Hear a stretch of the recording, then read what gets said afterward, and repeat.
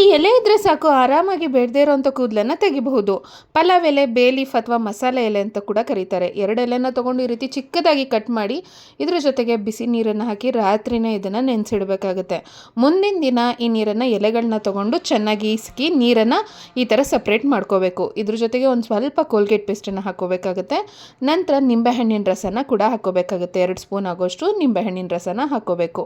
ನಂತರ ಇದನ್ನು ಚೆನ್ನಾಗಿ ಮಿಕ್ಸ್ ಮಾಡ್ಕೋಬೇಕು. ಇದಕ್ಕೆ ಮುಖ್ಯವಾಗಿ ಆಲಮ್ ಅಂತ ಹೇಳಿ, ಇದನ್ನು ಪಟ್ಕಾರ ಅಂತ ಕರೀತಾರೆ. ಇದು ಗಂಧಿಗೆ ಅಂಗಡಿಗಳಲ್ಲಿ ಸಿಗುತ್ತೆ. ಆಲಮ್ ಪುಡಿ 3ರಿಂದ 4 ಸ್ಪೂನ್ ಆಗೋಷ್ಟು ಆಲಮ್ ಪುಡಿಯನ್ನು ಕುಟ್ಟಿ ಅಥವಾ ತುರಿದಾದರೂ ನೀವು ತೊಗೋಬಹುದು. 3ರಿಂದ 4 ಸ್ಪೂನ್ ಆದರೂ ಹಾಕ್ಕೊಳ್ಳಿ, ಕ್ವಾಂಟಿಟಿ ನೀವು ನೋಡಿಕೊಂಡು.